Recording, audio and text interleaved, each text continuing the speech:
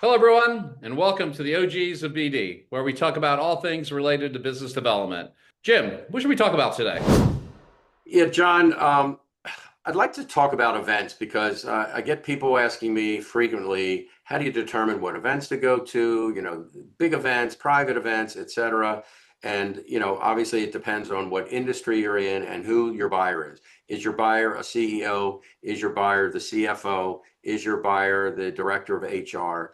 And I would say on the grand scale, um, there are groups like the Baltimore Business Journal that has great events. So their events like the Fast 50 and the oldest family businesses are really geared toward the CEOs because the CEO is going to be in attendance to collect their winning trophy or whatever it is that they're getting. So those are good events to go to if you want to meet the business owner. If you want to meet a director of HR, you probably want to go to like the best places to work awards, Mhm. places like that. You want to meet a CFO? There are groups that just entertain the CFOs, and they're geared towards the CFOs. So that's on a grand scale. I would also throw in there industry associations.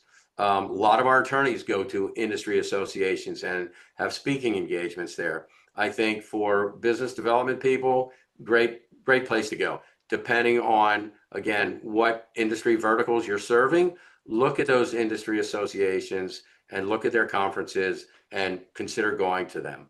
On the smaller private side, I would say, look, you and I have done, really nice lunches in a very small room with 10 or 12 business owners. That's a more intimate kind of private event. Those are great events. They're great events to hold yourself because then you invite the people that you want to get in front of. I know you do a lot of nonprofit work, and you've got a couple of major nonprofit events. Share with me what those events are like and who should attend. Yeah, I like the nonprofit events. I mean, we host a couple every year for nonprofit executives, and we leave it very open. It's free to attend. I like the annual nonprofit events, a lot of cases, especially some of the larger nonprofits, because you can go in on their website, look at who their board members are. Typically, you're going to get all the board members there, or at least a good majority of them. And if it's a good board, there's going to be some really high level people attending, and you're going to get their friends attending. So I like those a lot.